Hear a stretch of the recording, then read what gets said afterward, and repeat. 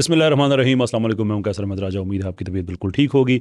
Sister रोज़मा Rumi ने 2 videos बनाए हैं। मैं कोशिश करूंगा कि आप इस सिलसिले को ख़त्म करें, इसलिए कि जो गुफ्तगू है उसमें अब इल्म ख़त्म होता जा रहा है, ज़ातियात बढ़ती जा रही है, add hominem and so fourth. यही वो चीज़ थी जिसे मैं उम्मीद कर रहा था कि हमारी बहन खुद को बचा लें, लेकिन शायद मुश्किल हो रही है। इसलिए इस वीडियो में मैं उनका जो एक उन्होंने वीडियो बनाया, एक लंबा उन्होंने एतराज़ किया और उसके बाद एक मुख्तसर वीडियो उन्होंने बनाई है।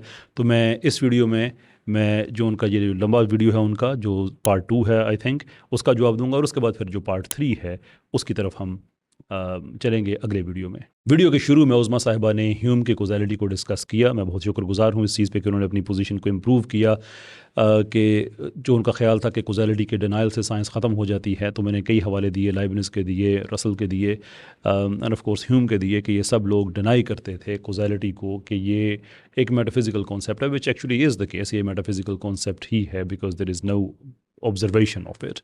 रिज़ल्ट की ऑब्जर्वेशन होती है, जो एक्चुअल कोज़ैलिटी है उसकी कोई ऑब्जर्वेशन नहीं है। खैर वो एक टेक्निकल बहस है, मैं उसमें नहीं जाना चाहता। शुक्रिया अदा करना चाहूँगा उनका कि उन्होंने इस चीज़ पे अपनी पोजीशन को इम्प्रूव किया, एक तफसील बताई कि जो ह्यूम की कोज़ैलिटी है उसकी नेचर क्या है। फ्रैंकली आई डोंट केयर उसकी नेचर क्या है, सो लॉन्ग एज़ के ये हमारे लोग एक्सेप्ट कर लें कि वो भी कोज़ैलिटी को डिनाई कर रहे हैं, तो दैट्स फाइन। हाँ, इस में एक चीज़ जो है वो उज़मा रूमी साहिबा ने फिर बहुत मिसलीडिंग कही है। मैं चाहूँगा उसको हम एड्रेस करें, फिर जो बाकी मेन सब्सटेंटिव पार्ट है हम उसकी तरफ चलते हैं। देखिए, ये तो एक हकीकत है कि कॉज़ैलिटी के बारे में ह्यूम का बुनियादी एतराज वही था जो गजाली का था। और गजाली का एतराज क्या था, इसको भी मैंने ओवरलुक नहीं किया था, बल्कि अपनी पहली वीडियो में तफसील से बताया था। तो पहले तो गजाली का एतराज दोबारा सुन लीजिए। गजाली का आर्गुमेंट ये है कि 2 इवेंट्स का साथ साथ मौजूद होना ये साबित नहीं करता कि एक इवेंट दूसरे इवेंट के नतीजे में वाक़ हुआ। मिसाल के तौर पर अगर आप घर से बाहर निकलें और साथ ही बारिश शुरू हो जाए, तो आप ये नहीं कह सकते कि बारिश इस वजह से हुई क्योंकि आपने घर से बाहर कदम रखा। वेल, ये आधा सच है और उस आधे सच से जो नतीजा अखज़ किया गया है यकीनन वो भी गलत है। फ्रैंकली अगर नहीं पता तो फिर गलत कहेंगे, अगर पता है तो फिर झूठ कहेंगे, क्योंकि गज़ाली ये नहीं कह रहे हैं कि अगर 2 अमूर साथ साथ हों तो इसका मतलब ये नहीं है कि वो दोनों एक दूसरे के साथ कनेक्टेड नहीं हैं। इनफैक्ट मुझे हैरत होती है, और उन लोगों पे ज़्यादा हैरत होती है जो उज़मा रूमी साहिबा को ये चीज़ें लिख के दे देते हैं और ये भी उनको वेरीफाई किए वगैरह से आगे पढ़ देती हैं, कि अगर आपने ये चीज़ें देनी है तो कम से कम एक्सप्लेन तो कर दें इनको कि ये क्या कह रही हैं। और उज़मा साहिबा से भी कि चूँकि आपका नाम इसमें इस्तेमाल होता है तो कम से कम आप ख़ुद वेरीफाई कर लिया करें। ये जो आपने आधी स्टेटमेंट पढ़ के टोटल कहानी आपने उल्टी कर दी है, let me read the full statement और फिर मैं समझाता हूँ कि इसमें असल बात क्या है। गज़ाली कहते हैं, ये ज़ाहिर है कि किसी अमर के वजूद के वक्त किसी चीज़ का मौजूद होना ये साबित नहीं करता कि वो इसी वजह से मौजूद हुई। इसको हम एक मिसाल से ज़ाहिर करते हैं। फ़र्ज़ कीजिए कि एक मादरज़ाद अंधा है जिसकी दोनों आँखों में पर्दा है। इसने दिन और रात का फ़र्क कभी किसी से सुनकर भी मालूम नहीं किया। अब अगर दिन के वक्त इसकी आंखों का पर्दा हटना मुमकिन हो जाए और इसकी पलकें खुल जाएं और वो मुख्तलिफ़ रंगों का मुशाहिदा कर सके, तो वो यही गुमान करेगा कि रंगों की सूरतों का ये इदराक जो उसकी आंखों को हासिल हुआ है उसकी आंखों के खुल जाने की वजह से है, या ये कि आंखों का खुल जाना इसका फ़ाइल है। जब तक इसकी बसारत सही और सालिम रहेगी और पर्दा ना रहेगा और रंग इसके मुकाबिल होंगे तो लाजमी तौर पर इनको देख सकेगा, और किसी के भी समझ में नहीं आएगा अगर वो इनको ना देख सके। मगर जब आफताब गुरूब हो जाए और फ़ज़ा पर तारीकी मुसल्लत हो जाए तो इसको मालूम हो जाएगा कि सूरज की रोशनी इसका सबब थी जो इन रंगों को इसकी बसारत में मुंतबह कर रही थी। ये है वो पूरी बात कि जिसमें गज़ाली कह रहे हैं कि अगर 2 चीज़ें आपको साथ साथ नज़र आ रही हैं तो इसका मतलब ये नहीं है कि उसमें से एक ने दूसरी को कॉज किया होगा, बल्कि उसके दूसरे कॉजेज़ भी हो सकते हैं। गज़ाली कॉज को डिनाई नहीं कर रहे हैं, बल्कि वो ये कह रहे हैं कि prima facie, on the face of it, जो आपको कॉज नज़र आ रहा है उसके अलावा और कॉजेज़ भी हो सकते हैं। जबकि जिस किसी ने भी उज़मा साहिबा को एक कंटेंट दे दिया, पूरे पैराग्राफ का बेड़ा गर्क करके एक लाइन पढ़ दी बीच में, और उससे नतीजा ये अखज़ कर दिया कि वो ये कह रहे हैं कि नहीं, वो अगर साथ साथ हैं तो ज़रूरी नहीं है कि एक ने दूसरे को कॉज किया हो। जबकि गज़ाली ये कह रहे हैं कि ज़रूरी नहीं कि सिर्फ यही कॉज हो, बल्कि और कॉजेज़ भी इसमें हो सकते हैं। खैर, आगे बढ़ते हैं। दूसरी तरफ कॉज़ैलिटी पर इसी एतराज का इतलाक जब ह्यूम कायनात के निजाम पर करते हैं तो वो कहते हैं कि हमारे पास अनगिनत तजर्बात मौजूद हैं जिनके बाद ऑलमोस्ट श्योरिटी के साथ ये दावा किया जा सकता है कि नेचर के लॉज कभी वायलेट नहीं होते, और ये जो खर्के आदत है और सूफिया की करामात है, इनकी प्रोबेबिलिटी इतनी कम है कि अगर आप ऐसा कोई वाकया अपनी आंखों से देखें, सुना सुनाया नहीं, अपनी आंखों से देखा एक ऐसा वाकया जो किसी तरह भी अक्ल के मुताबिक और नॉन साइंटिफिक फैक्ट्स के मुताबिक साबित नहीं हो रहा, और आप 100% श्योर हैं कि इस वाकये में कोई ट्रिक या नजर का धोखा भी इन्वॉल्व नहीं है, तब भी आप ये नहीं कह सकते कि ये कोई सुपर नेचुरल इवेंट है, बल्कि इसका मतलब ये होगा कि आपने फिजिक्स का कोई नया कानून डिस्कवर किया है। जैसा कि आपने सुना, کہ عظما صاحبہ یہ فرما رہی ہیں ہیوم کو کوٹ کر کے کہ اگر آپ نے کوئی ایسی چیز دیکھ لی ہے جس کی کوئی ایکسپلینیشن نہیں ہے اور اس میں آپ اس کو سمجھ بھی نہیں رہے، وہ مافوق الفطرت ہے، کوئی سپر نیچرل لگ رہی ہے اینڈ سو فورتھ، تو اس کا پھر بھی مطلب یہ ہوگا کہ آپ نے سائنس کا یا فزکس کا کوئی نیا قانون ڈسکور کر لیا ہے۔ مجھے امید ہے کہ چونکہ اس پہ میں ایک کرٹیک پروڈیوس کر رہا ہوں تو عظما صاحبہ یہ نہیں کہیں گی کہ نہیں کیسر صاحب آپ سمجھے نہیں، یہ میں نہیں کہہ رہی تھی، یہ تو ہیوم کہہ رہا تھا۔ ظاہر سی بات آپ کوٹ کر رہی ہیں اور پریفرنس دے رہی ہیں ہیوم کو، تو یہ ویو تو آپ کا ہی ہوگا۔ پرابلم یہ ہے کہ یہ ویو آپ کا اپنے جو سابقہ ویوز ہیں ان کے ساتھ کنسسٹنٹ نہیں ہے۔ مثال کے طور پہ اسی ویڈیو میں آپ نے یہ فرمایا تھا، جن کرامات اور معجزات کو کیسر صاحب سائنسی لحاظ سے منوانا چاہتے ہیں ان کے لیے وہ اپنے سٹینڈرڈ کے مطابق کوئی فالسیفیکیشن ٹیسٹ پروپوز کر دیں، اور اگر آپ یہ فالسیفیکیشن ٹیسٹ پروپوز نہ کر پائیں یا معجزے کے لیے فالسیفیکیشن ٹیسٹ پروپوز کرنا آپ کو معجزات کی توہین محسوس ہو، تو پھر یہ سمجھنے کی کوشش کریں کہ ہر نظریہ سائنسی نظریہ نہیں ہوتا، اور غیر سائنسی ہونے کا مطلب غیر اہم ہونا بھی نہیں ہوتا۔ قطع نظر اس بات کا کہ میں نے کبھی یہ نہیں کہا کہ معجزات کو آپ سائنس سے سمجھیں۔ انفیکٹ میں معجزے کو، یعنی کہ جو چیز عقل کو عاجز کرتی ہے، میں اس کو میں سائنٹیفکلی سمجھنا چاہتا ہی نہیں ہوں۔ دس از کیونکہ وہ میری ایک تجربے اور مشاہدے کی ایک لمٹ ہے، اور اگر ایک چیز اس کے بیونڈ ہے تو میں اس کو ایکسیپٹ کروں گا ایز اٹ از۔ خیر یہ بھی ایک اسٹرا مین ہے کہ مجھ پہ ایک ایسا ویو نافذ کر دیا جو میں نے کبھی کہی نہیں، لیکن مین چیز جو یہاں پہ ہے وہ یہ ہے کہ آپ جب یہ کہیں کہ سائنس بنیادی طور پہ یہ ہے کہ اگر آپ اس میں سے کوئی چیز ایکسپلین کر سکتے ہیں، فالسیفائی کر سکتے ہیں، ویل اینڈ گڈ، اگر نہیں کر سکتے تو پھر ہم یہ کہیں گے کہ وہ نظریہ سائنسی نہیں ہے۔ جبکہ آپ کا یہ ویو ہے کہ اگر آپ نے کوئی ایسی چیز ڈسکور کر لی ہے جو مافوق الفطرت ہے، تو اوبیسلی مافوق الفطرت ہے تو پھر آپ اس کے اوپر فالسیفیکیشن ٹیسٹ اپلائی نہیں کریں گے، تو پھر بھی آپ کا ویو یہ ہے کہ وہ پھر سائنس کا کوئی نہ کوئی آپ نے ایک نیا قانون ڈسکور کر لیا ہے۔ So I would really ask you to make up your mind, یا وہ لوگ جو آپ کو انفارمیشن دیتے ہیں ان سے پوچھیں کہ آپ نے کیا کہنا ہے، کہ جو چیز سائنسی طریقے سے ایکسپلین نہیں ہو سکتی، کیا ہم اس کو یہ کہیں گے کہ اب چونکہ یہ چیز ایکسپلین نہیں ہو رہی دیر فور یہ سائنسی نظریہ نہیں ہے، یا ہم اس چیز کو اپنی آنکھوں کے سامنے دیکھ کے بھی کہیں گے کہ نہیں اس کے پیچھے بھی کوئی نہ کوئی سائنس کا قانون ہے جو ہم نے ڈسکور کیا ہے، میں بھی اس قانون کو ہم سمجھے نہیں ہیں لیکن یہ بھی ہوا ہے سائنسی قوانین کے تحت۔ انٹرسٹنگ بات یہ ہے کہ اپنے پہلے ویڈیو پہ عظما صاحبہ نے امام غزالی پہ یہی اعتراض کیا تھا، یہ بھی سن لیجئے۔ غزالی ثابت کرتے ہیں کہ میریکلز نیچر سے الگ چیز نہیں ہے۔ لاٹھی کا سانپ بننا یا سمندر میں راستہ بن جانا یا مردے کا زندہ ہونا یہ کوئی سپر نیچرل فینومینا نہیں ہے، بلکہ یہ سب کے سب واقعات نیچرل ایونٹس ہیں جنہیں نیچرل سائنس کے طریقے سے ایکسپلین کیا جا سکتا ہے۔ یعنی کہ اگر امام غزالی یہ کہیں کہ جو بھی معجزات ہیں ان کو ہم سائنٹیفکلی ایکسپلین کر سکتے ہیں تو وہ عظما صاحبہ کے لیے قابل قبول نہیں ہے، لیکن ہیوم کو کوٹ کرتے ہوئے یہ قابل قبول ہو جائے گا، اس لیے کہ اگر کوئی چیز ایسی ہے جو سمجھ میں نہیں آتی ہے تو پھر بھی اس کے پیچھے کوئی نہ کوئی سائنس ہی ہوئی ہوگی۔ آپ نے ایک میم بنائی تھی وہ face palm and all that, ایک اور بھی ہے، او بھائی کہنا کیا چاہتے ہو something, so want to use that, but جانے دیتے ہیں اس بات کو، آگے بڑھتے ہیں۔ فلسفے کے علوم کی اقسام بتاتے ہیں اور اس چیپٹر میں بار بار لوگوں کو خبردار کرتے ہیں کہ انہوں نے تو ایک عالم ہونے کے ناطے فلسفہ پڑھا ہے، لیکن لوگوں کو فلسفے کی کتابیں نہیں پڑھنی چاہیے۔ میتھمیٹکس کے حوالے سے غزالی کہتے ہیں کہ جو شخص ریاضی پڑھے اسے منع کرنا چاہیے، کیونکہ باوجود اس کے کہ یہ علم امور دین سے متعلق نہیں، لیکن یہ علم فلسفے کی مبادیات میں سے ہے۔ ان جنرل غزالی کا کہنا تھا کہ جو شخص فلسفہ کی کتب اخوان الصفا وغیرہ کا مطالعہ کرتا ہے اور ان میں نبیوں کے احکامات اور صوفیہ کے کلام کو دیکھتا ہے جن کو انہوں نے اپنے کلام میں شامل کر لیا ہے، تو وہ انہیں اچھا سمجھ کر قبول کرتا ہے اور فلسفہ کے متعلق کچھ نیک اعتقاد رکھنا شروع کر دیتا ہے، اور اس طرح وہ باطل کی طرف کھچا چلا جاتا ہے۔ اس آفت سے بچنے کے لیے ضروری ہے کہ لوگوں کو فلسفہ کی کتب کے مطالعے سے باز رکھنے کی کوشش کرنی چاہیے، کیونکہ ان کے مطالعے سے لوگوں کے دھوکہ کھا جانے کا اندیشہ ہے۔ جس طرح تیراکی سے ناآشنا آدمی کو ساحل سے دور رکھنا ضروری ہے، اسی طرح لوگوں کو فلسفہ کی کتب کے مطالعے سے باز رکھنا ضروری ہے۔ تمام فلسفی کافر ہیں اور ان کی کتابوں کا مطالعہ نہیں کرنا چاہیے۔ کیا یہ باتیں لکھنے والے کو فلسفے اور سائنس کا سپورٹر کہا جا سکتا ہے؟ جیسا کہ آپ نے سنا عظما رومی صاحبہ نے غزالی کے حوالے سے ان کی ایک کتاب ایک تاثر سے کریٹ کرنے کی کوشش کی کہ وہ ان سارے علوم کے خلاف ہیں، اور تو بالکل ان کو ایک آنکھ نہیں دے ان کو بھاتے تھے۔ اگین عظما رومی صاحبہ سے کوئی شکوہ نہیں ہے، لیکن ان سے شکوہ ہے کہ یہ جو چیزیں ان کے ہاتھ میں تھما دیتے ہیں اور پوری بات ان کو نہیں بتاتے، اور پھر ان کو اس طرح سے آ کے پھر خفت اسٹرانگ لفظ سے میں نہیں کہوں گا، اگرچہ انہوں نے تو میرے بارے میں بہت سے زیادہ سخت باتیں کہہ دی ہیں، لیکن I don't want to join her at that level. لیکن یہ عظما صاحبہ سے شکوہ بہرحال ہے کہ کم سے کم خود تو پڑھ لیا کرے نا آگے۔ اب جو حصہ آپ نے چھوڑ دیا ہے وہ میں بتا دیتا ہوں، اور یہ میں جو سیاق و سباق ہے اس کے لیے میں بتا دوں جو سننے والے ہیں ان کے لیے، کہ یہاں پہ بنیادی طور پہ دو مصائب کا ذکر کیا ہے، دو ایولز، دو مشکلات کا ذکر کیا ہے۔ ایک مشکل یہ ہے کہ جو بھی فلسفیوں نے لکھا ہے وہ سارا ٹھیک لکھا ہے، جس کے کچھ حصے عظمیٰ رومی صاحبہ نے پڑھ کے سنا دیے۔ دوسرا حصہ جو انہوں نے نہیں پڑھا وہ میں آپ کو پڑھ کے سنا دیتا ہوں۔ وہ لکھتے ہیں، دوسری آفت اسلام کے جاہل دوست کی پیدا کردہ ہے۔ وہ یہ گمان کرتا ہے کہ نصرت دین کا تقاضا یہی ہے کہ علم جو بھی فلسفیوں کی طرف منسوب ہو اس کا انکار کر دیا جائے، اور وہ فلاسفہ کے تمام علوم کا انکار کر دیتا ہے اور دعویٰ کرتا ہے کہ وہ جاہل ہیں، حتیٰ کہ چاند اور سورج کے گرہن کے متعلق فلاسفہ کے اقوال کی بھی وہ تردید کر دیتا ہے اور گمان کرتا ہے کہ اس سلسلہ میں جو کچھ فلسفی کہتے ہیں وہ شریعت کے خلاف ہیں۔ جب اس جاہل آدمی کا یہ انکار اس شخص تک پہنچتا ہے جو ان چیزوں کو دلائل قطعیہ کی روشنی میں جانتا ہے، تو اپنی دلیل کو تو کوئی شک پیدا نہیں ہوتا، بلکہ وہ یہ گمان کرنے لگتا ہے کہ اسلام جہالت اور دلائل قطعیہ کے انکار پر مبنی ہے۔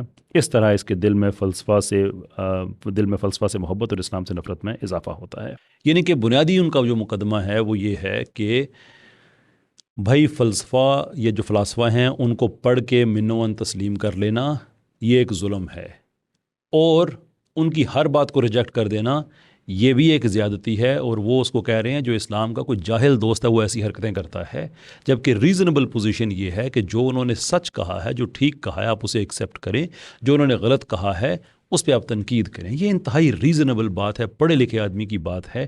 میرا نہیں خیال کہ کوئی بھی آدمی جس میں کوئی تھوڑی سی بھی ایک ریزن یا انٹلیکچوئل آنیسٹی پائی جاتی ہو وہ اس چیز سے ڈس ایگری کرے کہ فلاسفہ پہ آپ کا ایمان ہے کہ وہ جو کہیں گے آپ نے اس کو مان لینا ہے، یا فلاسفہ جو ہے وہ شیطان ہے کہ جو انہوں نے کہا ہے وہ غلط ہے۔ غزالی تو میں نے پچھلے ویڈیو میں بھی عرض کیا تھا کہ ابن سینا کی بہت سی باتوں سے اتفاق کرتے تھے، ایٹ لیسٹ سیکنڈری کوزیلٹی میں ان کا جو نظریہ تھا، وہ جو کلاسیکل اشاعرہ کا نظریہ ہے وہ اس پہ بیس نہیں تھا، بلکہ وہ ایگری کرتے تھے ابن سینا سے، اور بہت سی چیزوں میں بہت سے فلاسفہ سے ان کا اتفاق تھا۔ تو وہ یہ کہہ رہے ہیں کہ نہ ان کی باتوں کو آنکھیں بند کر کے مان لو اور نہ ہی آنکھیں بند کر کے سب سے انکار کر دو۔ لیکن عظمیٰ رومی صاحبہ کو جس کسی نے یہ پیپر دیا ہے اس نے ٹوٹل یہ غائب کر کے کہہ دیا کہ آپ نے بس یہ پڑھ دینا ہے تاکہ تاثر یہ ابھرے کہ غزالی ان سارے علوم کے خلاف تھے۔ اب یہ بات تو طے ہے کہ عظمیٰ رومی صاحبہ نہیں ان چیزوں کے بارے میں گرفت رکھتی ہیں۔ انفیکٹ اپنی پہلی ویڈیو میں انہوں نے دنیا کے بڑے بڑے سائنسدانوں کو یہ کہہ کے لٹرلی ربش کر دیا ان کو کہ یہ لوگ عقل کے خلاف ہیں، بیکاز جس کسی نے ریشنیلٹی کی یا ریشنلزم کی ان کو ترجمہ بتایا تھا وہ یہ بتایا تھا کہ اس کا مطلب عقل ہوتا ہے، حالانکہ وہ امپیریسزم ورسز ریشنلزم کی ایک ڈبیٹ ہے جس کا تعلق اس عقل سے نہیں ہے جس کو عرف عام میں کہا جاتا ہے۔ ویسٹ کی سائنٹیفک پروگریس بھی اسی عمل اور رد عمل کی مرہون منت ہے کہ جہاں ایک طرف کوپرنیکس، گیلیلیو، ڈیکارٹ، سپینوزا، ڈارون اور مارکس ریشنلزم کو پروموٹ کرتے رہے، تو وہیں لاک، برکلے، ہیوم، کانٹ، نیچے اور شوپنہاور عقل کی مخالفت کرتے رہے۔ But obviously you have to understand philosophy۔ تو آپ کی جو انفارمیشن ہے اس کی کوالٹی، معافی چاہتا ہوں، آپ کی جو اوپینین ہے اس کی کوالٹی نہیں بڑھ سکتی اس انفارمیشن کی کوالٹی سے جس کی بیس پہ آپ یہ اوپینین قائم کر رہے ہیں۔ تو مجھے شکوہ عظمیٰ صاحبہ سے نہیں ہے، ان لوگوں سے ہے جو کہ ان کو غلط اوپینین یا انفارمیشن دے دیتے ہیں۔ عظمیٰ رومی صاحبہ سے صرف اتنا شکوہ ہے کہ کیونکہ کیمرے پہ آپ نے آ کے بات کرنی ہوتی ہے تو تحقیق کر لیا کریں، مت غزالی کے نفرت میں اتنے دور جائیں کہ ان کے آدھی چیزیں پیسج لوگوں کے سامنے رکھتے ہوئے باقیوں کو آپ اگنور کر دیں۔ آگے بڑھتے ہیں۔ ایک اور ریفرنس ملاحظہ کریں تحفۃ الفلاسفہ کے آخری چیپٹر کا۔ غزالی لکھتے ہیں، اگر ہم سے کوئی پوچھے کہ تم ان فلسفیوں کے مذہب کی تفصیل تو کر چکے، اب ان کے کفر و اسلام کے متعلق تمہارا کیا خیال ہے؟ کیا تم ان کو کافر اور واجب القتل قرار دیتے ہو؟ تو ہم کہتے ہیں کہ صرف 3 مسئلوں میں ہم ان کو کافر سمجھتے ہیں۔ اب اگر 17 مسئلوں میں غزالی نے ان کی جان بخش دی اور صرف 3 مسئلوں میں انہیں واجب القتل سمجھا تو انہوں نے کوئی رعایت نہیں کی۔ مسئلہ 3 میں ہو یا 13 میں، فلسفی بیچارہ تو اپنی جان سے گیا۔ اب یہاں پہ 2 باتیں ہیں، ایک تکفیر کا ہے اور ایک قتل کا ہے۔ فقہی معاملہ ہے قتل کا، میں اس پہ تو بات نہیں کروں گا، اس پہ تو فقہا ہیں وہ بات کریں، لیکن جہاں تک تکفیر کا تعلق ہے میں جاننا چاہوں گا عظمیٰ رومی صاحبہ سے کہ کیا آپ تکفیر کرتی ہیں؟ جو 3 چیزیں انہوں نے کہی ہیں جو فلاسفہ کا عقیدہ تھا، ایک عقیدہ یہ تھا کہ جو کائنات ہے یہ قدیم ہے، عالم قدیم ہے، حادث نہیں ہے۔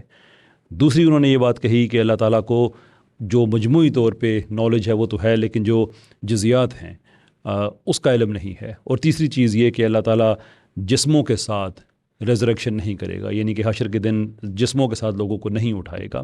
یہ 3 چیزیں ہیں جو قرآن میں واضح طریقے سے بیان کی گئی ہیں کہ یہ ایسا ہی ہے۔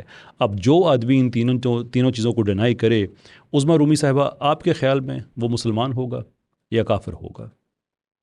Move on shall we. مجھے نہیں پتا کہ زوال کے عمل کی یہ منظر کشی کیسے صاحب نے کس اصول کے تحت کی ہے۔ کیا سائنس کا زوال کوئی بجلی کی لوڈ شیڈنگ ہے کہ امام غزالی نے بٹن دبایا اور اسلامی دنیا سے سائنس چلی گئی؟ वाले से में आपने सुना कि जो सवाल है उसकी कोई शेल्फ लाइफ नहीं होती और वो लोड शेडिंग नहीं होती कि उन्होंने बटन दबाया और वो सारा हो गया। Okay, what would be the reasonable time? 100 साल होंगे, 200 साल होंगे? What would be the reasonable time? ये बड़ा इंपॉर्टेंट क्वेश्चन है, इसलिए कि हम जानना चाहेंगे कि आखिरकार ज़वाल हुआ तो है, वो ज़वाल गज़ाली के कितने अरसे के बाद हुआ, गिवन द फैक्ट कि उज़्मा रूमी साहिबा का यही ख्याल था कि ज़वाल जो है वो सुकूत बगदाद से पहले हो चुका था। अपने वीडियो में उन्होंने ये बात, जो पहला वीडियो है उसमें उन्होंने ये बात खुल के कही थी। हमें ये तो पढ़ाया जाता है कि हलाकू खान ने बगदाद की किताबों को दजला में फेंकवाया तो इन किताबों की स्याही की वजह से दजला के पानी का रंग बदल गया, लेकिन हमें ये नहीं बताया जाता कि जो किताबें हलाकू खान ने दरिया में फेंकवाई थी वो ज्यादातर फिका की किताबें थी, क्योंकि साइंस और फलसफे की किताबों को मुसलमान पहले ही जला चुके थे। यानी वो किताबें थी जो जिनकी स्याही से पानी का रंग काला हो गया, वो तो फ़िक़्ह वगैरह की थी, साइंस वगैरह तो पहले ही मुसलमानों में ख़त्म हो चुकी थी। लेकिन अब शुक्र है कि बात कुछ ना कुछ 100-150 साल तक जो है वो तो उज़्मा रूमी साहिबा लेके आ गई हैं। बट प्रॉब्लम ये है कि इस वक्त मेरी स्क्रीन के एक साइड पे आपको नज़र आ रहे हैं वो मुस्लिम साइंटिस्ट जो इमाम गज़ाली से पहले के हैं, और दूसरी साइड पे आपको नज़र आ रहे हैं जो इमाम गज़ाली के बाद के हैं। तो ये आपको 100 साल नज़र आ रहा है, 2 साल नज़र आ 200 साल या 300 साल नज़र आ रहा है? फॉर गुडनेस सेक, मैं आपको इस पे एक एकेडमिक रेफरेंस भी दे देता हूँ। George सरेबा Islamic science and the making of European renaissance में कुछ यूँ लिखते हैं: In particular, the decline of Islamic science, which was supposed to have been caused by the religious environment that was generated by Ghazali's attack on philosophers or by his introduction of the instrumentalist vision, does not seem to have taken place in reality. On the contrary, if we only look at the surviving scientific documents, we can clearly delineate a very flourishing activity in almost every scientific discipline in the centuries following Ghazali. यानी Saliba ये कह रहे हैं कि ये ख़्याल के गज़ाली की वजह से, जो उन्होंने फ़िलासफ़र्स पे अटैक किया, उसकी वजह से इस्लामी दुनिया का डिक्लाइन हुआ। जो हिस्ट्री है, जो डॉक्यूमेंट्री एविडेंस है, वो इस चीज़ को सपोर्ट नहीं करता। हमें सिर्फ ये देखना होगा कि गज़ाली के कितना अरसा बाद साइंसदान मुख्तलिफ जो साइंटिफिक फील्ड्स हैं उनमें काम करते रहे और साइंस फ्लरिश करती रही। उसके बाद उन्होंने एक लिस्ट दी। अब जॉर्ज सरीबा जो हैं, इन्होंने ज़िंदगी लगाई हुई है, इस्लामिक इंटेलेक्चुअल हिस्ट्री पे काम किया है। इन्होंने इस्लाम की जो कल्चर है, इस्लामिक साइंस है, और उसका फिर यूरोपियन रेनेसांस पे क्या असर हुआ, उस पे काम किया है। मैंने आपको फ्रैंक ग्रिफल का हवाला दिया, मारबूरा का हवाला दिया। कितने, मैं हैरान हूँ कि आप गज़ाली के ख़िलाफ़ एक केस बिल्ड कर रही हैं और आपने एक भी मॉडर्न स्कॉलरशिप से कोई हवाला नहीं दिया है। और अगेन, ये शिकवा आपसे नहीं है, शिकवा उन लोगों से है जो ये चीज़ें आपके हाथ में थमा देते हैं और फिर आप कैमरे पे आके कह देती हैं। कम से कम मैं उन लोगों से कहूँगा कि आप लोग तो आगे बढ़ें। आप लोग तो ये जितना ओरिएंटलिस्ट अकाउंट है जो कि अब डिस्क्रेडिट हो चुका है, डिफंक्ट हो चुका है, उससे आगे बढ़ें और दुनिया को कोई नया एविडेंस दें। अगर आप फिर भी समझते हैं कि गज़ाली ही सारी फसाद की जड़ हैं, you can't make up your own history. मतलब मुझे पता है कि तारीख़ का कत्ल एक तरह से आप कर रहे हैं, लेकिन उसके लिए कम से कम कोई ऐसा प्लॉजिबल आइडिया तो लेके आए ना कि सुनने वालों को ये लगे कि हाँ वाकई आप ठीक कर रहे हैं। तो आई रियली इंटरेस्टेड। यानी आप रैनन की किताब, जो कि कुछ उसमें से कॉपी किया परवेज़ हूद भोए साहब ने, और उसको आपने अपने इल्म का मेयार बना दिया। परवेज़ हूद भोए साहब जिनको जो निज़ामिया इंस्टीट्यूट है उनके उसके बारे में भी वो कुछ नहीं जानते, गलत इन्फॉर्मेशन दे रहे हैं। उनके इदारे में लोग ऐसी ऐसी बातें कह रहे हैं कि मुतज़िला की हुकूमत फॉल ऑफ बगदाद पे ख़त्म हुई थी। मतलब ये वो फ्लोड लग़व बातें हैं, दे आर लाफेबल। दुनिया में हम ये किसी पब्लिकेशन में ये लग़वियात हम शामिल नहीं कर सकते, शर्म की वजह से कि ये पाकिस्तानी सो कॉल्ड सेकुलर जो हैं ये इतने अकल से पैदल हैं, और आपने उनका सुन के वेरीफाई किए बगैर आप कैमरे पे आके आपने goodness me. Let's move on, shall we? इस नाकदरी की एक अहम मिसाल नसीरुद्दीन तूसी था, जिनकी मरागा की ऑब्जर्वेटरी का जिक्र कैसर साहब ने बार बार किया और बड़े फखरी अंदाज से किया। जरा गूगल कीजिए नसीरुद्दीन तूसी के बारे में। वो बेचारा फलसफी तो इस लेवल का काफिर है कि जिस लेवल तक इब्ने रुशद भी नहीं पहुंच सका। और सिर्फ अपने जमाने में नहीं, आज के जमाने में भी जो ऑर्थोडॉक्स उलमा है वो तूसी के बारे में यही राय रखते हैं। इब्ने तैमिया, जिन्हें आप तूसी का हमअसर कह सकते हैं, वो अपनी किताबों में उन्हें नसीरुद्दीन नहीं नसीरुल कुफ्र कहते हैं। और तूसी की ये तजलील सिर्फ फतवों की हद तक महदूद नहीं थी। वो बेचारा फलसफी बगैर किसी मुकदमे के 18 साल कैद में रहा और बिलाखिर बगदाद के दौरान हलाकू खान के हाथों आजाद हुआ। अब यहाँ से सिचुएशन बहुत ज़्यादा डेस्परेट होती जा रही है हमारे इस कैंप की। यानी वो मसलकी इख्तलाफात को बुनियाद बना के साइंस पे एतराज़ कर रहे हैं। वो भाई मसलक का इख्तलाफ रहता है, दुनिया के सारे मज़ाहिब में रहता है। इवन سائنس کی دنیا میں مسالک ہوتے ہیں، وہ بھی اختلافات کرتے رہتے ہیں، لیکن وہ اس وقت میرا مضمون نہیں ہے۔ مذہب کی بیس پہ اگر کسی ایک اسکالر نے دوسرے اسکالر کے بارے میں کوئی بات کہی تو وہ اس لیے کہی کہ دوسرے اسکالر کی سائنس انہیں اچھی نہیں لگتی تھی؟ کیا اسی مسلک کے جو نان سائنٹسٹ لوگ ہیں، کیا ان کو وہ ٹھیک سمجھتے تھے؟ یعنی یہاں تک ڈیسپریشن ہے۔ خیر چلیں، میں اس کو بھی چھوڑ دیتا ہوں، یہ بھی مائنر چیز ہے۔ جو اس سے اگلی بات ہے، میں حیران ہوں ان لوگوں پہ جو اگین عظمیٰ صاحبہ کو یہ چیزیں بس ان کو پکڑا دیتے ہیں، اور حیران ہوں عظمیٰ صاحبہ پہ اس چیز پہ کہ وہ بھی چیزوں کو ویریفائی نہیں کرتی ہیں۔ او بھائی، کون سے بغداد میں کہاں سے تاریخ لے کے آ گئے ہیں کہ 18 سال سے وہ جیل میں تھے اور ہلاکو خان نے جو سقوط بغداد ہے اس کے دوران ان کو رہا کرایا؟ یہ what kind of history is that؟ یہ کس نے آپ کو بات بتا دی ہے؟ وہ بغداد کے فال سے پہلے توسی کو قلعہ الموت سے، جو کہ موجودہ ایران میں ہے، جو بغداد سے کوئی تقریباً 900 کلومیٹر دور ہے، وہاں پہ اریسٹ کیا گیا تھا یا رہا کرایا گیا تھا، ون وے اور دی ادر، ہسٹری اس پہ کلیئر نہیں ہے۔ کچھ لوگ، کچھ مورخین یہ رائے رکھتے ہیں کہ توسی وہاں پہ چونکہ ہلاکو خان کے فوراً جو اس نے اٹیک کیا قلعہ الموت پہ، تو فوراً بعد توسی اس کے ساتھ مل گئے، تو اس سے یہ امپلائی ہوتا ہے، یہ ہم ایک تاثر لے سکتے ہیں کہ شاید وہاں اس قلعے میں وہ اپنی مرضی کے ساتھ نہیں رہ رہے تھے۔ اس کا مطلب یہ نہیں ہے کہ یہ قطعی طور پہ بات آپ کہتے ہیں کہ وہ قید تھے۔ اس سے کچھ مورخین یہ رائے رکھ لیتے ہیں کہ شاید وہ وہاں پہ گرفتار تھے، تو جو ہی وہاں پہ حملہ ہوا وہ حملہ آوروں کے ساتھ مل گئے، اور کچھ یہ رائے رکھتے ہیں کہ نہیں، وہ قید نہیں تھے، بلکہ اس لیے ہلاکو خان کے ساتھ اتنے جلدی مل گئے تھے کہ انہیں منگولوں کی تاریخ کا پتہ تھا کہ یہ جو بھی ان کے خلاف مزاحمت کرتا ہے اس کو یہ تخت و تاراج کر دیتے ہیں، عبرت کا نشان بنا دیتے ہیں، اور جو ان کو ایکسیپٹ کر لیتا ہے یہ اس پہ مہربانی کرتے ہیں، اس کو دوست بنا لیتے ہیں۔ اور پھر منگولوں کو بھی ضرورت تھی ٹیکنیکل ذہنوں کی، مزدوروں کی، سائنسدانوں کی، کہ وہ اپنی جو ان کی ریاست ہے اس کا پھیلاؤ ہو رہا تھا۔ لیکن عظمیٰ رومی صاحبہ، یہ پلیز فار گڈنس، اگر آپ نے واقع ہی علم کی دنیا میں ایک ریلیونس لے کے آنی ہے تو ویریفیکیشن کا کام میری بہن آپ کو کرنا ہوگا۔ یہ لوگ آپ کے حمایتی نہیں ہیں جو آپ کو بلا وجہ چیزیں پکڑا دیتے ہیں۔ آپ ان سے کہا کریں کہ آپ خود کیسر سے بات کر لیں، پلیز۔ اب میرے ساتھ یہ نہ کریں کہ کہاں کی تاریخ کو ہے ہی نہیں کوئی اپنی طرف سے، یعنی کہ لٹرلی یہ something which doesn't exist, اس کو بیس بنا کے الزام لگا دیا کہ وہ دیکھو یار یہ مسلمان سائنسدانوں کے ساتھ کتنا برا کیا کرتے تھے۔ اور اس کے ساتھ ساتھ یہ کہ جو حوالہ آپ نے اپنے پیچھے لگایا ہوا ہے، خود تو اس کو پڑھ لیں آپ۔ ٹھیک ہے، کسی نے آپ کو دے دیا ہوگا، آپ پہ حسن زن ہے، لیکن جس کسی نے آپ کو دے دیا ہے آپ ایک دفعہ خود تو پڑھ لیں۔ اور آپ کیمرے پہ آ کے کہہ رہی ہیں کہ آپ گوگل تو کر لیں، تو آپ گوگل ہی کر لیتی کہ قلعہ الموت کہاں اور بغداد کہاں۔ Is that very hard? Additionally میں خراج تحسین پیش کرنا چاہوں گا آج کل جو فرنٹ مین ہیں اسلامک آرتھوڈاکسی کے خلاف جتنے بھی نظریات پائے جاتے ہیں، ان کے جناب انجینئر محمد علی مرزا صاحب، اس ویڈیو کے نیچے بھی انہوں نے کامنٹ کیا ہوا ہے، ایکسیلنٹ انالیسس۔ او بھائی، جھوٹ بولا جا رہا ہے۔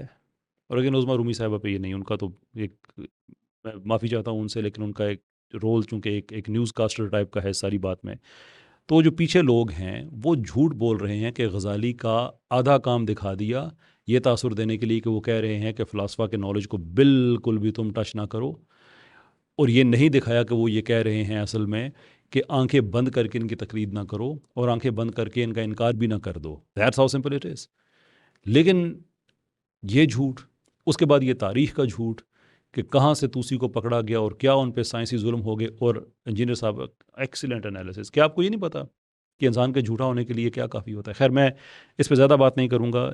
یہ جو انجینئر صاحب اور عظمیٰ رومی، یہ بہن بھائی کا ایک گٹھ جوڑ بن چکا ہے، اس پہ میری ایک علیحدہ سی ویڈیو آئے گی، اس پہ میں اپنے تھوڑے سے تفصیلی انالیسس دوں گا کہ یہ کیا کر رہے ہیں۔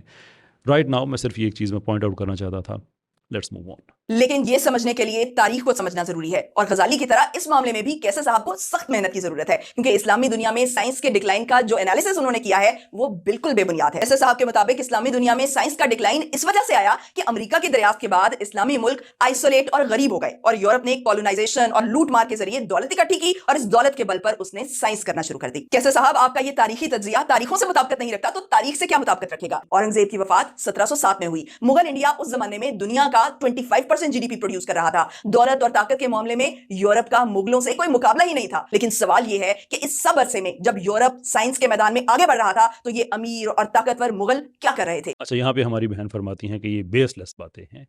اور انہوں نے حوالے دیے کہ مغلوں نے کیا کیا تھا اور پتہ نہیں صفیوں اور کیا. میرا جو آپ نے کلپ چلایا ہے وہ پورا چلا دیں، جس میں میں یہ عرض کر رہا ہوں کہ چونکہ ایج آف ڈسکوری اور اس کے بعد جو امریکاز وغیرہ اور نئی لینڈز دریافت ہوئیں اور اس سے جو پیسہ اکٹھا ہوا، اس کے بعد جو پلیجنگ اینڈ پلنڈرنگ سٹارٹ ہوئی، اس سے ٹریڈ روٹس دنیا میں چینج ہوئے. ان سے مسلمانوں کے ساتھ کوئی یعنی کہ وہ جو پہلے والی انگیجمنٹ تھی وہ نہیں رہی اور یہ آئسولیٹ ہوئے، جو اس کی ان کے جو سائنسی ایک تنزلی ہے اس کا باعث بنی. اور اس کے اندر میں نے ایک بات اگزامپل کے طور پہ کہی کہ اس میں کوئی سینٹرلائزیشن بھی نہیں تھی، یہ 3 حصوں میں بٹی ہوئی تھی. اس پہ آپ نے مغلوں کا حوالہ دے دیا.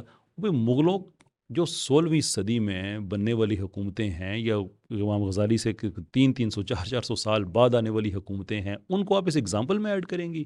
مغلوں میں کون سی سائنس کی ترقی ہو رہی تھی جو غزالی نے آ کے روک دی تھی؟ مغلوں کی تو سلطنت ہی نہیں تھی اس وقت.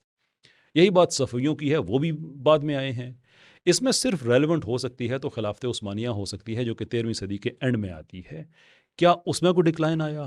میں آپ کو پہلے ہی بتا چکا ہوں کہ کتنے لیٹ تک 16ویں 17ویں صدی تک وہاں پہ سائنس رہی، لیکن اٹ واز ڈیفیکلٹ اس لیے کہ جب آپ سرکم نیویگیٹ کیا جائے، آپ کو تجارت رک جائے، آئیڈیاز کا ایکسچینج رک جائے، تو سائنس میں تنزلی آئے گی. جو آپ نے کہا نا بیس لیس بات ہے یہ، میں آپ کو ایک بیس پرووائڈ کرتا ہوں اور پھر کائنڈلی جو بھی آپ کو انفارمیشن دیتے ہیں آپ ان سے کہیے گا کہ نیکسٹ ٹائم اگر میں نے اعتراض کیا تو مجھے بھی ایک اس کی بیس دے دیجیے گا. By the beginning of the 16th century, the so-called discovery of the New World had just begun, and the westward orientation of European exploration, trade, and access to untapped natural resources, as well as to human slave labor, both in the New World and later in Africa, created a major conflagration around the world. All of these events of the 16th and early 17th century reoriented wealth and trade around the Islamic world, or say circumvented the Islamic world, and mostly to its disadvantage. And while almost every European royal house and its dependencies, in one way or the other, began to receive tons of gold and silver, as well as free slave labor and other natural resources from the colonies, the Islamic world found itself then blocked to the west by the rising powers of European royal houses. Yes, there were some windfall profits that came to the Islamic world as a result of trade with the newly discovered wealth of Europe, but on the whole, Islamic lands lost the commercial initiative they once had and became more and more dependent on whatever wealth and European merchants were willing to part with while trading with the ports of the Islamic world. And these are the hallmarks of an age of decline. I'm sorry to disappoint, لیکن میں baseless باتیں نہیں کیا کرتا. اگر غلطی ہو جائے بحیثیت انسان, I put my hand up and I apologize. لیکن کسی کو دھڑلے سے کہہ دینا کہ یہ بیس لیس بات ہے، بھی میں نے تو بیس دے دیا آپ کو ایک ایسے آدمی کو جس نے ایک عمر کا بڑا حصہ گزارا ہے اسی کام کی تحقیق میں کہ اسلامی دنیا میں کس طرح سے رائز ہوا اور فال ہوا، اور وہ پوری ہسٹری بتا رہے ہیں کہ کس طرح سے اسلامی دنیا کو وہ آئسولیٹ ہوئی، جو پلنڈرنگ اور ڈسکوری اور جو کالونیز اور سلیو لیبر اور یہ ساری چیزیں ویسٹ کو ملی، اس کی وجہ سے وہاں پہ امیری زیادہ ہوئی، خزانے بہت ملے. ایزٹیک ٹریڈیشن کو آپ پڑھیں کہ وہاں پہ کس طرح سے لوٹ مار کی گئی. دین اوبویسلی وہاں سے جو سائنس ہے اس کی ترقی ہوئی، اور جو مسلمان ممالک ہیں وہ آہستہ آہستہ جو ٹریڈ جو ہے وہ جو سکڑنا شروع ہوئی، آئیڈیاز سکڑنا شروع ہوئے، سائنس کا ڈکلائن آیا. آپ کے پاس کوئی بیس ہے اب اگر تو ضرور آگاہ کیجیے گا. ویسے میں آپ کو اپنی ذاتی طور پہ ایک بات بتاؤں اینڈ میں کہ میرا آپ کو انٹرسٹ نہیں ہے. میں نے پہلے بھی کہا تھا کہ میں کو فردر انگیج کروں، اس لیے کہ بات بالکل ذاتیات پہ آپ لے کے آ گئی ہیں. اور آئی انڈرسٹینڈ کہ جو لوگ ہیں جو آپ کو یہ ساری انفارمیشن دیتے ہیں وہ آپ کے ساتھ بھی زیادتی کر رہے ہیں، آڈینس کے ساتھ بھی زیادتی کرتے ہیں. آپ کے ساتھ زیادتی اس طرح سے کہ ان میں سے کوئی بھی مجھ سے تو بات نہیں کرتا، یہ بات تو طے ہے. دے اوائڈ می. یہ آپ کو آگے کر دیتے ہیں کہ تم نہ اس کو فلاں فلاں باتیں کہہ دو. اب مسئلہ یہ ہے کہ چونکہ آپ کی اپنی تحقیق ذاتی ہے نہیں، اس کی وجہ سے پھر آپ کو امبیرسمنٹ ہوتی ہے. اور میں یہ سلسلہ ان خطوط پہ لے کے نہیں چلنا چاہتا. میں پاکستان میں سائنسدانوں کے لیے 5 لاکھ سائنسدان، فلاسفر، میں ان پہ پروجیکٹ پہ کام کر رہا ہوں. I really want to achieve something bigger. اس لیے میری اب آپ سے جو ہیں 2 ہی چیزیں ہیں جس پہ فردر اگر بات ہوئی. باقی اب میں آپ کسی چیز میں یہ جتنا ہے میں I can't waste my time. 2 چیزیں. نمبر 1 یہ کہ آپ یہ ثابت کر دیں کہ غزالی کوزیلٹی کے مخالف تھے، اور ثابت نہ کریں اور پھر یہ رائے رکھیں کہ نہیں میں پھر بھی یہی سمجھتی ہوں، تو مجھے اس پہ بھی اعتراض نہیں ہے. غزالی انسان ہے، تنقید سے بالاتر نہیں ہے. آپ سمجھتے ہیں کہ وہ غلط تھے، ہو سکتا ہے، لیکن آپ یہ نہیں کر سکتے جو دوسرا حصہ ہے کہ آپ تاریخ کو اس طرح سے مرڈر کر دیں کہ ان کی وجہ سے اسلامی دنیا میں سائنس ختم ہو گئی تھی. تو یہ دو چیزیں ہیں جن میں بات کر رہا ہوں. باقی جتنی بھی چیزیں ہیں like a set I can't care any more. دو چیزیں کہ غزالی کوزیلٹی کے خلاف تھے اور یہ کہ غزالی کی وجہ سے اسلامی دنیا میں سائنس ختم ہوئی تھی، اور اس کے لیے آپ نے ماڈرن اسکالرشپ ریفرنسز حوالے وہ دینے ہوں گے. نوٹ پرویز ہود بھوئے صاحب، نوٹ ٹپیکل اسٹینڈرڈ دیسی سیکولر ہو از ہیل بینٹ کہ وہ غزالی کے خلاف کام کرتا رہے اور ان کے خلاف باتیں کرتا رہے. وہ نہیں. رائٹ ان دی اینڈ میں آپ کو ایک بات بتانا چاہتا ہوں غزالی کے حوالے سے کہ غزالی کوزالٹی کے کتنے بڑے پرپوننٹ تھے. آج کے دور میں جو cosmological argument for existence of God ہے اس کو کلام کوزمولوجیکل آرگومنٹ کہا جاتا ہے، اور یہ کلام نام دیا ہے ڈاکٹر ولیم لین کریگ نے، جو کہ ایک کرسچن تھیولوجن ہیں اور فلاسفر ہیں. انہوں نے کوزمولوجیکل آرگومنٹ کے ساتھ لفظ کلام ایڈ کیا ہے امام غزالی کی رسپیکٹ میں کہ یہ وہ آدمی ہیں جنہوں نے اس آرگومنٹ کو ریوائیو کیا اور اس کو اس مقام پہ لے گئے کہ شاید کوئی اور نہیں لے کے جا سکا. اور یہ آرگومنٹ کیا ہے؟ well everything that begins to exist has a cause. universe began to exist, therefore universe has a cause. اب بات کی یونیورس کی ہو رہی ہے، عالم کی، کائنات کی ہو رہی ہے، لیکن جو پہلی پریمس ہے وہ یہ ہے کہ everything that begins to exist has a cause. وہ یہ کہہ رہے ہیں کہ ہر چیز علت رکھتی ہے، ہر چیز کی کوزالٹی ہوتی ہے، اور وہ علت بذات خود معلول ہے کسی اور علت کا، اور وہ کسی اور کا، اور وہ اور کا. غزالی سے بڑا کوزالٹی کا پرپوننٹ کوئی نہیں ہوگا. ہاں یہ بات ضرور ہے کہ وہ کوزالٹی کو اونٹولوجیکلی نیسیسری نہیں کہتے. وہ یہ نہیں کہتے کہ یہ جو کوزالٹی ہے یہ بذات خود فائل ہے، بلکہ وہ یہ کہتے ہیں کہ اس کے ایک تھیولوجیکل فریم ورک کے اندر اس کو سمجھنا چاہیے کہ ہر چیز کے پیچھے چیف کوز اللہ کا ہے، وہ سیکنڈری کوزالٹی کو جب چاہے سسپینڈ کرتے. اس طرح کا آپ کے پاس کوئی آرگومنٹ ہے جس کو آپ اکیڈیمیا سے ثابت کر سکیں، ماڈرن اسکالرشپ سے کر سکیں، by all means. Otherwise I think this would be the end of it. ہاں ایک جو ویڈیو آپ نے بنایا ہوا ہے جس میں آپ نے آپ کو بہت زیادہ شاید ایکسائٹ کیا گیا کہ یہ باتیں کہنا. I wouldn't like to join you at that level, but certainly اس میں جو آپ نے دو چیف غلط باتیں کہی ہیں ان کو میں ضرور رسپونڈ کرنا چاہوں گا. بہت شکریہ آپ کا. السلام علیکم.